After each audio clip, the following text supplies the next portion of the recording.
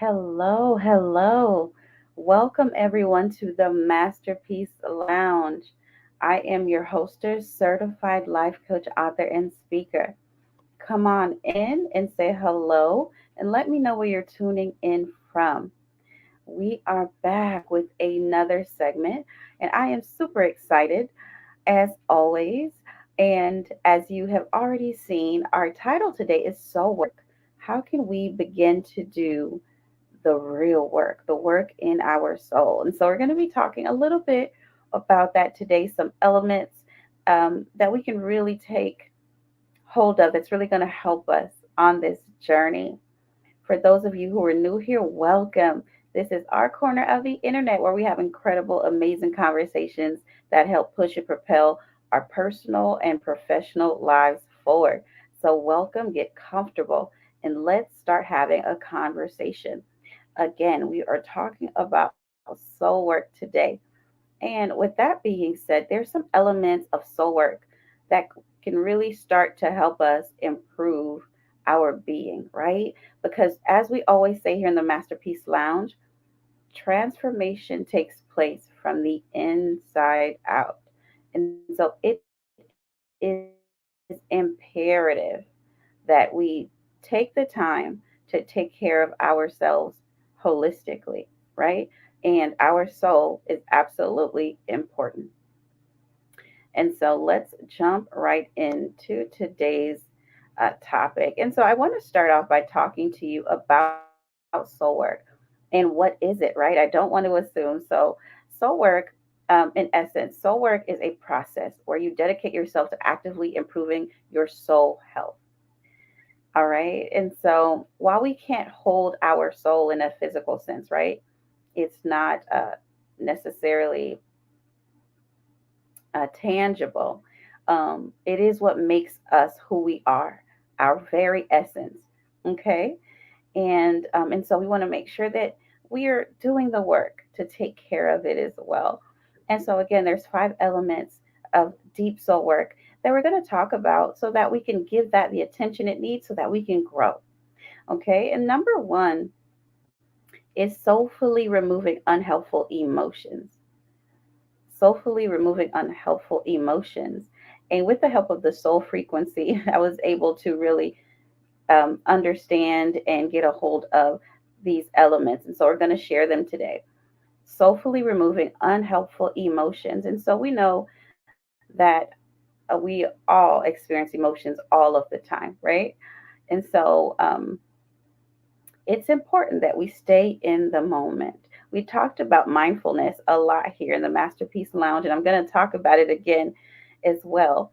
And so, being in the moment, being mindful is very important. When you are present, it's important that we feel gratitude. It's important that we are grateful for what we're feeling, what we're experiencing, what's taking place in our lives in this moment. Emotions that drain your soul normally belong to the past, if we're being honest, right?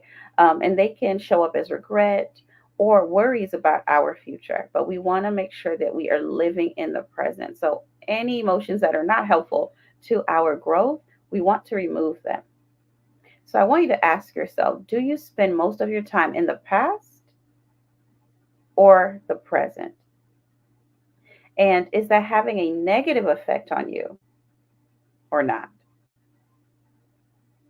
Would you feel more abundant? Would you feel more healthy if you actively let go of some of these obsessions that you have about what's going to happen tomorrow, what could have went differently in the past, right? And so you want to release and let go of these emotions that are not helpful to you at all. Number two, soulfully accepting responsibility for your choices. We have all made decisions that we are proud of, but we've also made decisions that we're not so proud of. But our choices have a significant impact on our soul. Okay. We often tie emotion into the result of our choices.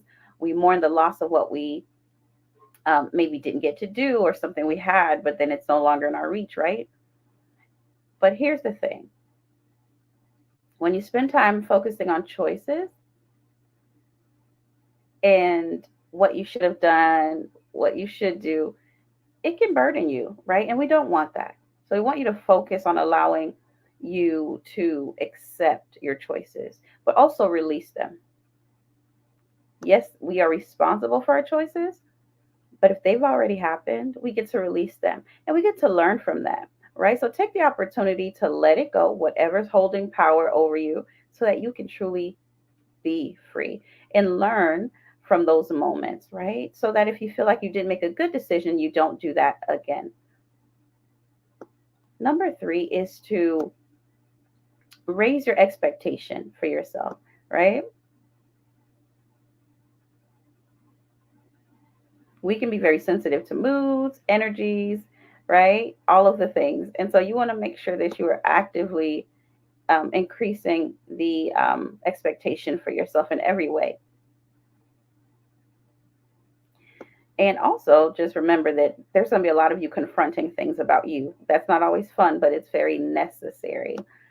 Number four is moving towards kindness. Be kind to yourself. The same grace that we extend to other people, we have to also extend that to ourselves. A healthy soul is a kind soul. Okay, so be kind first to yourself and be kind to others. The essence of our soul is to love, give kindness, right? Healing. And so it's just most important that we are living in that space. Kindness can often be found in stillness.